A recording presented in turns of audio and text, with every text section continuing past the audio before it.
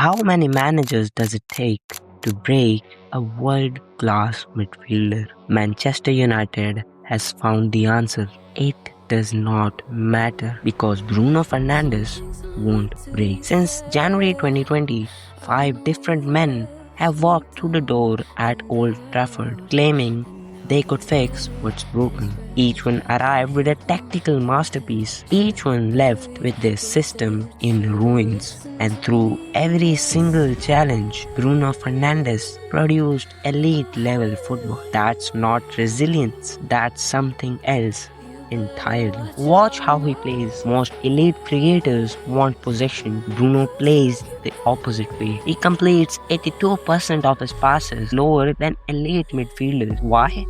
Because Bruno consciously takes high-risk passes. He's willing to misplace 8 difficult through balls because he knows the ninth will create 100% chance to score. In a functional system, that's a luxury. In a broken system, that's the only thing at work. Most players have a window, a manager who understands them, a system built around their strengths. Take that away and they collapse. Cristiano Ronaldo needed Mourinho, then Ferguson. De Bruyne needed Guardiola. Henry needed Wenger. Bruno Fernandes needed nothing. He arrived at Manchester United on a winter's day in January 2020. The club was in chaos. They were mid-table. Nobody knew if this Portuguese kid from Sporting could handle the Premier League. In his first match, he walked onto Old Trafford and looked around like he had seen this all before. In his first season, cut short by a pandemic, Bruno produced 8 goals and 7 assists in 14 games. But statistics don't tell the story. What matters is this. In those 14 games, Bruno Fernandes was directly responsible for 50% of Manchester United expected goals. One man, half the creative output of an 11-man team after just 6 months at the club. Then came the chaos. Cristiano Ronaldo returned. The club signed Jadon Sancho. They bought Harry Maguire for a world record fee. They brought in 5 different managers in 3 years, each one arriving with a different philosophy, a different formation, and a different way to use Bruno. Each one trying to unlock him, each one failing to build around him properly. Most elite players would demand a transfer. Most would fracture under that pressure. Bruno stayed. By the 24-25 season, Manchester United was broken.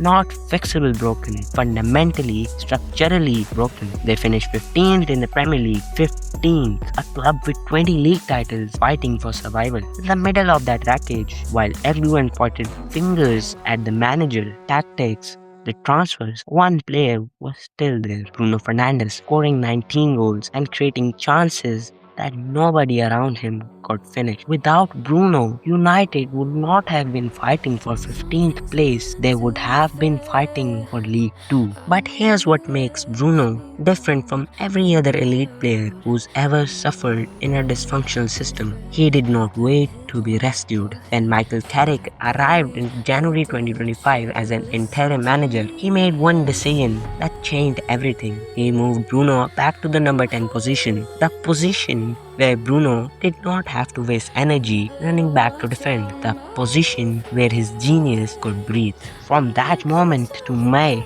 Bruno produced 11 assists in 13 league matches, the highest output of any player across Europe's top 5 league in that window. United went from 15th place to the 3rd, from Europa League to Champions League, from irrelevant to dangerous. One position change, one manager who finally understood, and suddenly people started asking, what if Bruno had been placed properly this entire time? But that's not the real question. The real question is, why did Bruno not leave? Last summer, when United was a laughingstock, Bruno Fernandes had 3 serious offers. Real Madrid wanted him, Bayern Munich wanted him, Paris Saint-Germain wanted him. he turned all three down. A man in his prime, a man capable of winning Ballon d'Ors, he chose to stay at United when United was a sinking ship. People call that loyalty, people call that love for the club. But if you really want to understand Bruno Fernandes, you have to understand what he actually did. He made a choice that nobody else would have made. He decided that being the best midfielder in the world meant nothing compared to being the one thing keeping his club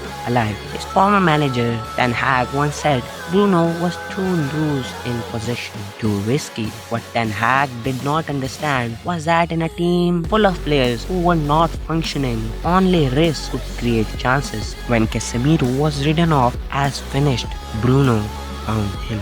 6 goals Casemiro scored directly from Bruno's passes. When Benjamin Sesko was signed and immediately called a mistake, Bruno did not judge. He started giving him tactical instructions before every match, telling him where to run, when to move. Sesko stopped being a mistake. He became United's main striker.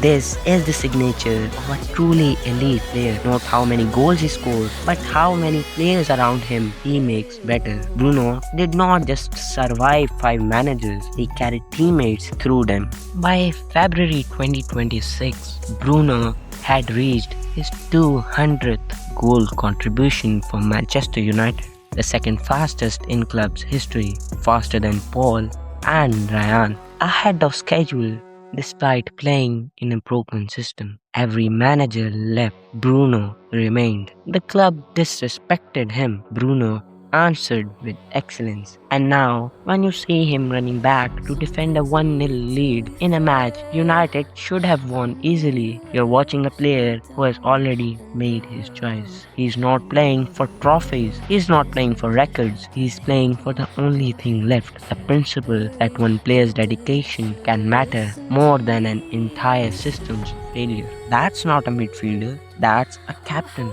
And on the 3rd of May, when Bruno Fernandes scored the winning goal against their biggest rival, Manchester City, and celebrated like a kid who had just saved his team's season, he wasn't celebrating a goal, he was celebrating principle. That's Bruno Fernandes, the midfielder who did not need the perfect system because he created his own.